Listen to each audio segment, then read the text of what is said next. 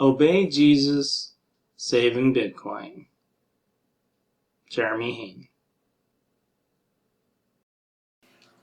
Alright, we are doing a video about Pam Bondi. It's our reaction to the Fox News video. Pam Bondi details judge's actions before arrest. Can't make this up. I'll put the link in the description, and Mom's YouTube in the description too. Gotta remember to do that. So we have American judges harboring, this is American judges now, harboring illegal aliens, even if they are on Trump's terrorist list. Yep. One in New Mexico, one in Wisconsin. Judges. So I did a little Ask and Grok situation. Break down the salary of judges from local judges all the way to the Supreme Court of the United States. Any good salary ranges. They do not get paid much. A state-local trial, general jurisdiction, you're talking about 100 to 240K. The big blue states always pay the most. State intermediate appellate, 110,000 and 280,000 per year. State Supreme Court, 125 grand to 290,000. I mean, the car salesmen get paid more than them sometimes. Federal magistrate bankruptcy judge, 227,000. Federal district court, $247,400. Federal Circuit Court appeals, $262,300. Supreme Court Associate Justice, that's 8. There's a chief, and then there's 8. The 8 get $303,600. The Chief Justice, that Roberts, $317,500. So, are they taking money on the side? Where are they taking the money? We are going to have to do a Doge audit of every congressman, governor, and state representative, and the entire judiciary. Every judge in the United States. We have to have a forensic audit to see if these people are working for another government. And I've been saying that for a long time now about the government. You remember officials. And Justice for All? Yeah, I do. And Justice for All, this terrible... Al Pacino, yeah. It's a great movie, but it's a terrible... It's one of those 70s movies. It's just about how awful New York City is. And Al Pacino is dating one of the women that are on this committee to clean up the lawyers in New York City. And Al Pacino's like, you have to go after the judges. Yeah. It's the judges. And nobody ever looks at judges, and everybody kisses their ass. And if I were in a courtroom, I would kiss their ass too, because it's like a captain on a ship, a captain on a plane, and a judge in that room. These are all, next to God, these are the most powerful people in your life in those moments. So I would bow too. But when the courtroom's over, baby, it's time to start looking at these people. Well, it's like you said, you know, I mean, they're supposed to be speaking for God, right? And yet they do these... They're there to uphold law and order. And because order comes from God and chaos comes from the evil one. And they gave an oath, okay, for that. And what do? The ones who are being caught now, like the 2 that we know of so far, I'm sure there are others, but they have to do their investigations and, you know, do it all right so that there's nothing thrown out, you know, as they say.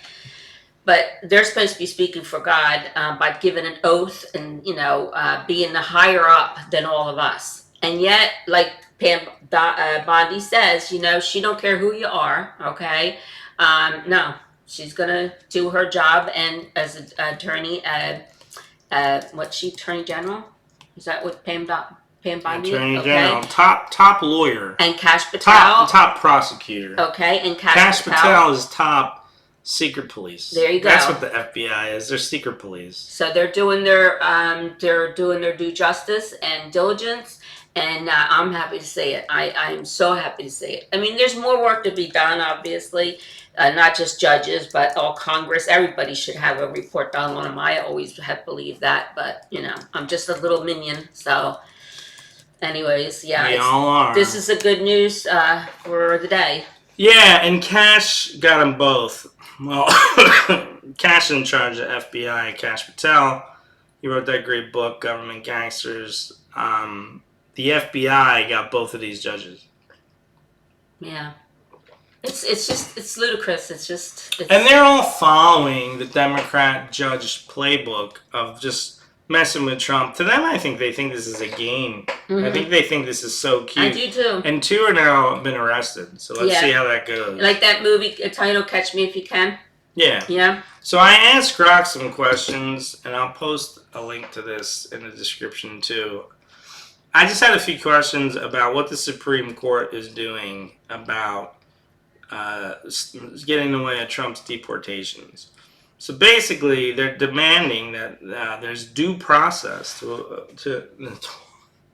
20 million illegals that Biden let in 4 years. Nobody asks a question. No vetting. They just come on in. Yep. To get rid of them, we gotta treat each one like they're a citizen. Yeah. Yeah. You gotta pay for them to have a defense attorney. Yeah. Mm-hmm. And I asked Grok, so based on the current makeup, what is it? How many illegal aliens could be deported annually under this Supreme Court analysis? 300,000 to 500,000 illegal aliens. Over 4 years. That's a drop in the bucket. That's 1.2 million to 2 million. And Biden let in 20 million. That's amazing. So understand something. All these foreigners, if they're not self-deporting, it's a very good chance. 2 million out of 21 million, that's less than 10% will be deported.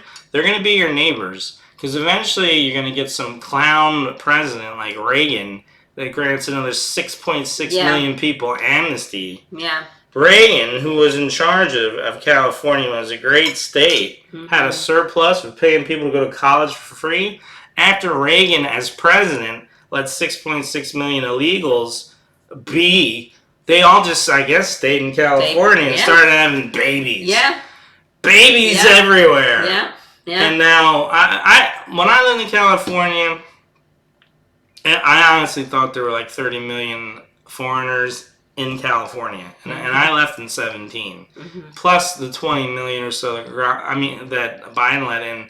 I would assume there's probably 50 million at least illegals in this country. Well, there was so many before Gavin Newsom last January announced that if they come in, he's going to give them Med-Cal right away, no questions asked, and that allowed 11 million people get it. And I'm going to give you an example because I was still out there at that point. It took me, since that time he made that advertisement a year ago and I was still out there, when I would go to the clinic, which was where my doctor was, for years I was going there. And then all of a sudden I'd be waiting an hour and a half for an appointment. I mean, to be seen. An hour to an hour and a half to be seen. But before all that chaos with Newsom announcing that free Medi-Cal to all illegal aliens, I would get in like 10, 15 minutes. I'm just saying, that's just one of the things I've experienced. I left California in 17. She left last August. Yeah. She's got all the current stuff. Yeah. Yeah. Let's just say that in California, illegal aliens pretty much have a free ride to do what they want to do. And it makes our own American criminals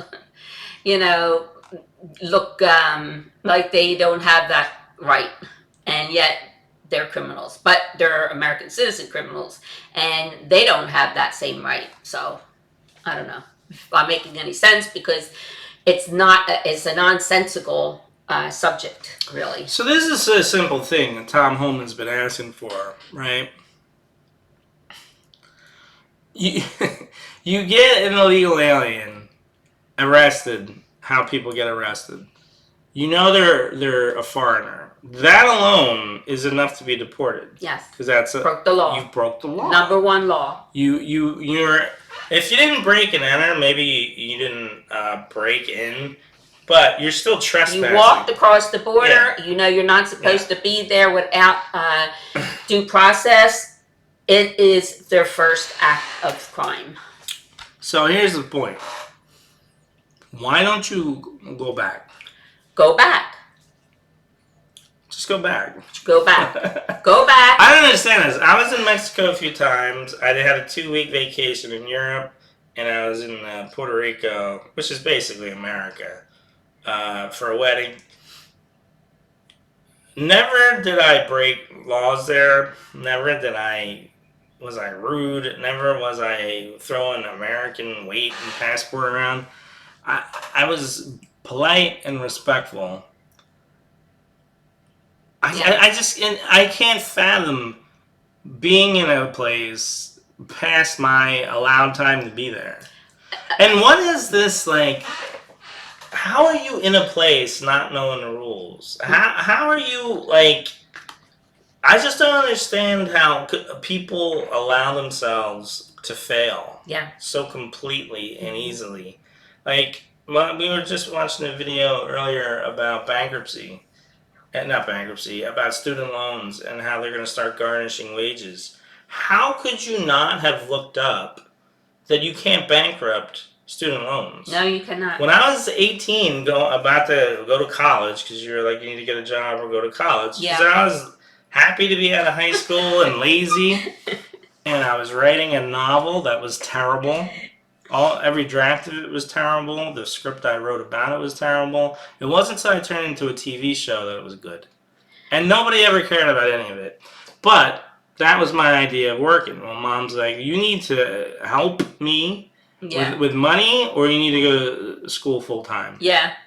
And that was a good thing to do. I'm telling you. And I didn't want to do it. I wanted to keep writing. I was, being a baby, but I was also 18. Guys, let me tell you something. That was a hard call because, I was not I was a sweet mom up to a certain age, and then I became this different type of mom because things changed. About 12. Yeah, things changed. The inner circle of our family had started to change a little bit. Whereas adolescence, if you all know, because you've had an adolescent child in your home, male or female, doesn't matter. It's the age group, okay? From those ages of 12 to 17, 12 to 18, they just were harder for me. And I had to throw it back at it as hard as I got it. And they were, good kids. I can't imagine if I had bad kids, because my kids, they were good, solid. None of us got arrested. Yeah, no drugs, none of that crap. But still, it was the age, okay? No drugs. And the process for me to handle it. And I'm like, oh my gosh, it's like, wow. So my point I'm saying is that when he said that, I told him, I do remember that. I said, you either have to go school full time or you have to get a job, right? His older brother, was working at the time and going to school. And I said, that's what you have to do. Right. And I guess you all think maybe, gosh, that's really mean. But no, it's not, And he said, at that time, I thought I was being a real bitch. Okay. Sorry for the curse. But he said I did it the right thing. But at that time, if any of you can relate to this, I felt like I was a real horrible person for having to say that. But, I was already spent. I was going to school and working full time to keep the mortgage over us. So, And let me tell you that I was annoyed at first, but, we did it. I switched gears pretty quickly, and it got me, because I went to school and we were broke. We got federal Pell Grant money.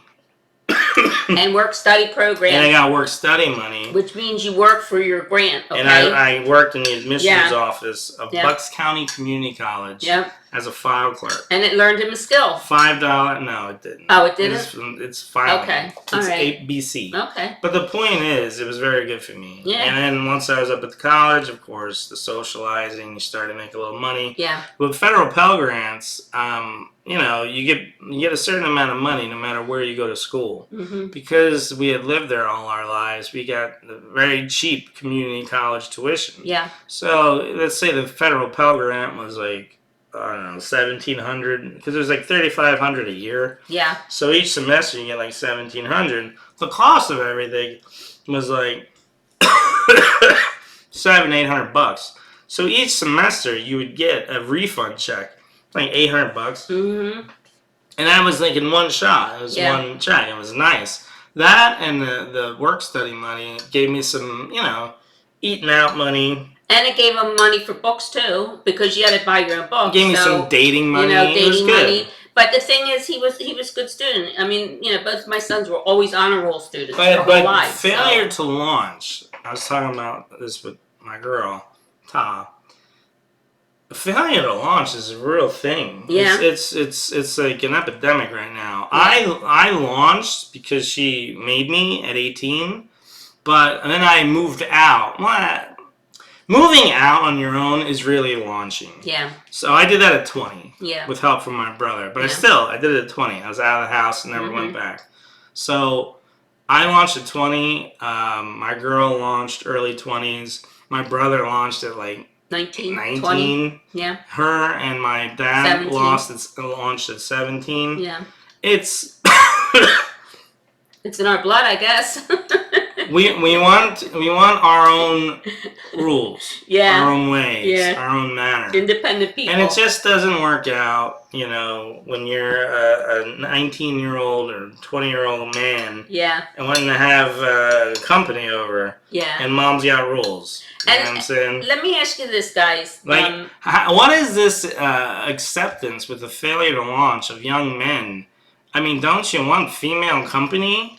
Is it the same for anybody? I don't understand it. If anyone's watching this now and you're a young girl around that age, 18, 19, and you're relating to Jeremy, how he experienced then, if you're relating to that now, can you put a comment in there answering it?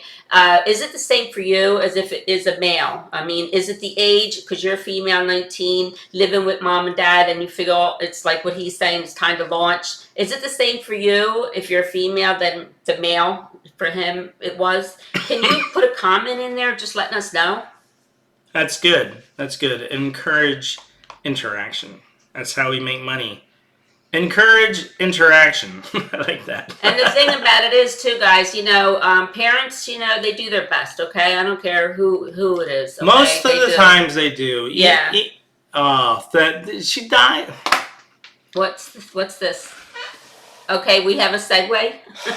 I don't know. Jeffrey Epstein accuser, Virginia Jeffrey dies of suicide. Oh, jeez. So, then, okay, well, how old was she? I guess they're getting ready to release the fucking Epstein files. Well, that will be another topic for sure.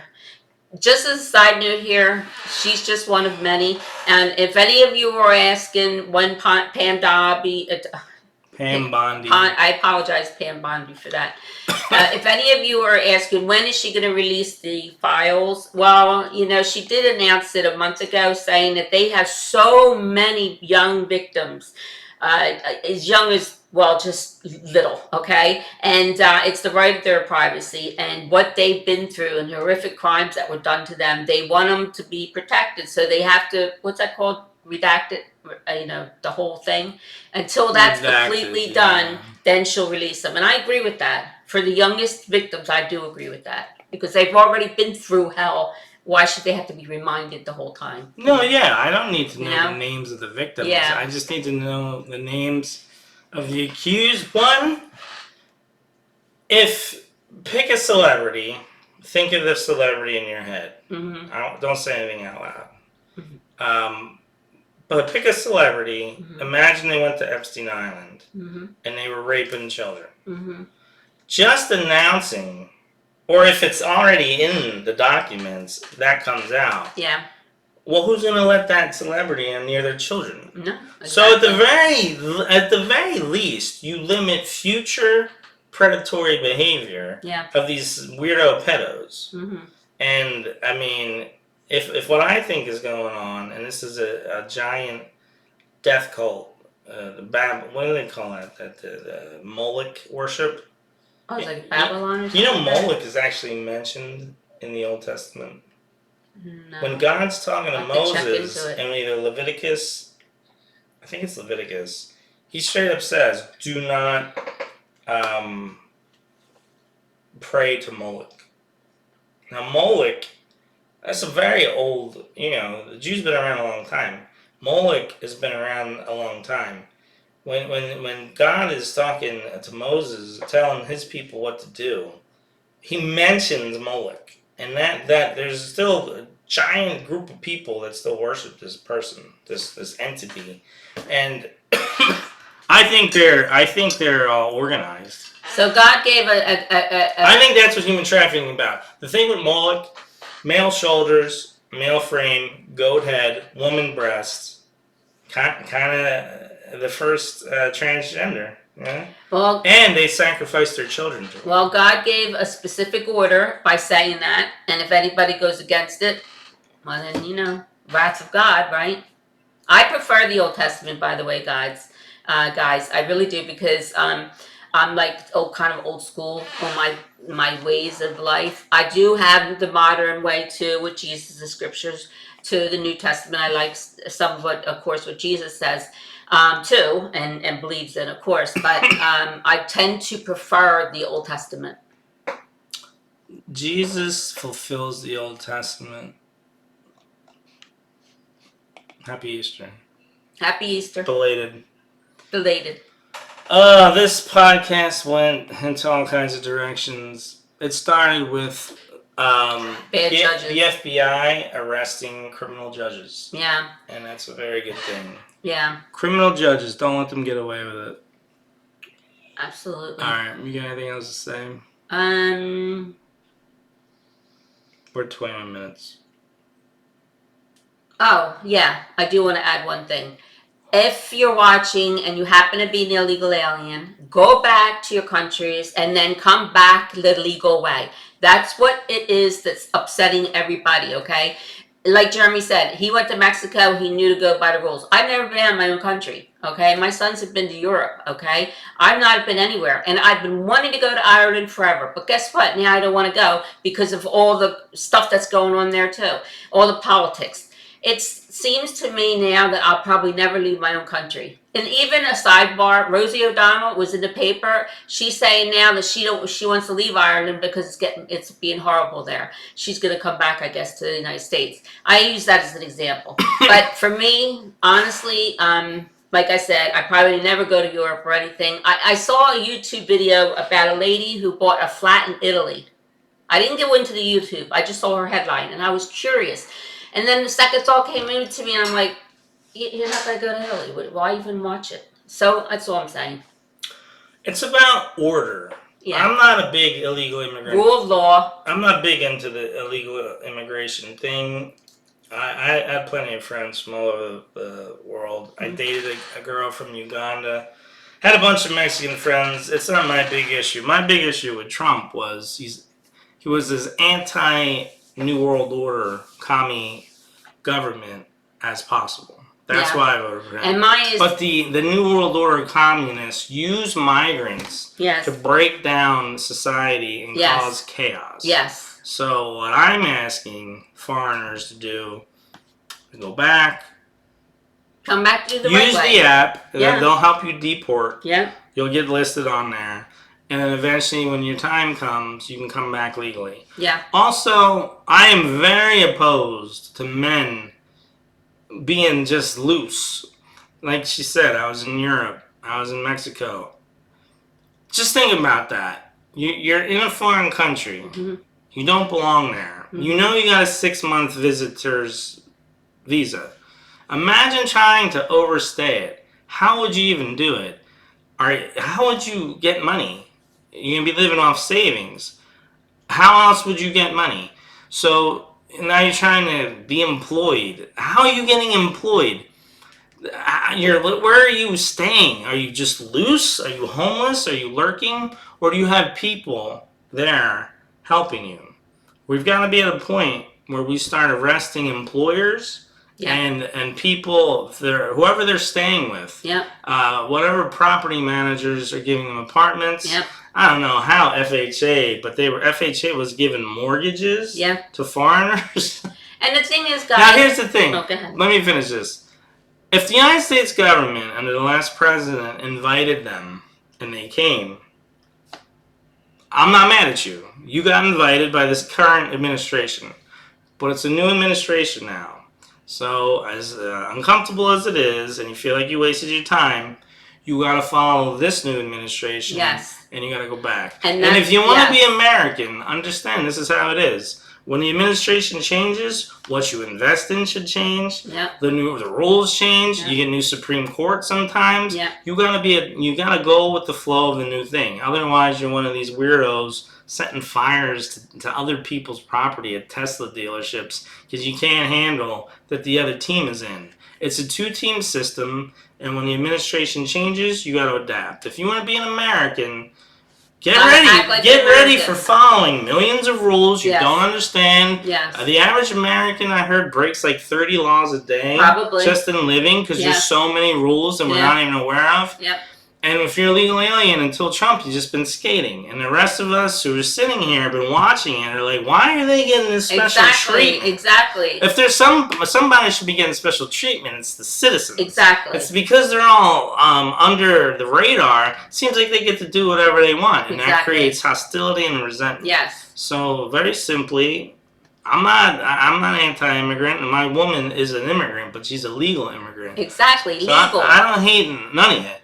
But you gotta act right. Yeah, and if you want to prove yourself, and you want to be and say that you come here because you're in harm's way in your own country, I get that. Okay, we have our own stuff going on in our own country, violence every day. Okay, but the thing is, you have to do it the right way, and that's all Trump is saying too. He set up that app to help you out. You self-deport, you can come back in the legal way. If you don't do it and they come and they take you out of our country, you can't come back. There's no sense in that. I don't know about you, but I wouldn't want to be treated like that.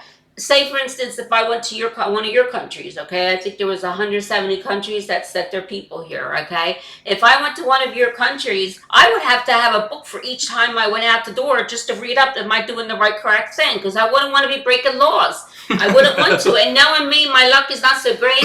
I probably would just walk it out saying hello to somebody because I'm a pretty friendly person. And that could offend someone in the way I say hello.